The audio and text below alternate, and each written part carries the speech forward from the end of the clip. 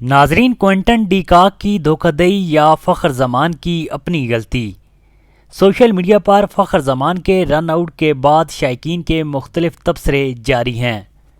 Pakistani cricket team کے opening batsman فخر زمان نے جوہانسبرگ میں جنوبی افریقہ کے خلاف دوسرے ون ڈے میں اپنے رن آؤٹ کو میزبان وکٹ کیپر کوئنٹن ڈی کاک کی دھوکہ دہی قرار دینے سے انکار کرتے ہوئے کہا کہ یہ رن آؤٹ ان کی اپنی غلطی کا نتیجہ تھا۔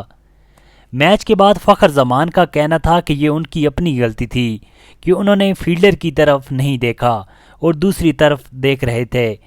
فخر زمان نے کہا کہ یہ اب میچ ریفری پر منحصر ہے کہ وہ کیا فیصلہ کرتے ہیں، جبکہ اس میں ڈی کاک کی کوئی غلطی نہیں۔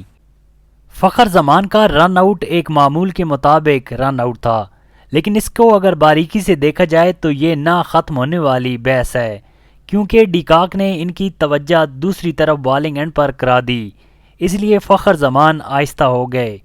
ایم سی سی کے مرتب کردہ کرکٹ قانون کے مطابق یہ منصفانہ نہیں کہ اگر کوئی فیلڈر اپنی حرکت یا لفظ سے جان بوجھ کر ایسی کوشش کرے جو بیٹسمین کی توجہ ہٹائے، اسے دھوکہ دے یا اس کی رکاوٹ بنے۔ فخر زمان کے رن آؤٹ کے بعد سوشل میڈیا پر ڈی کاک شدید تنقید کی زد میں آ گئے اور ان کا نام ٹاپ ٹرینڈ کرتا رہا۔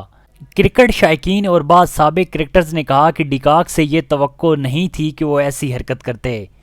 اس حوالے سے پاکستان کرکٹ بورڈ نے کوئی درخواست نہیں دی اور میچ افیشلز نے فخر زمان کے رن آؤٹ کے معاملے پر ڈی کاک کو کلیئر قرار دیا اور کہا کہ ڈی کاک نے کوئی دھوکہ نہیں دیا۔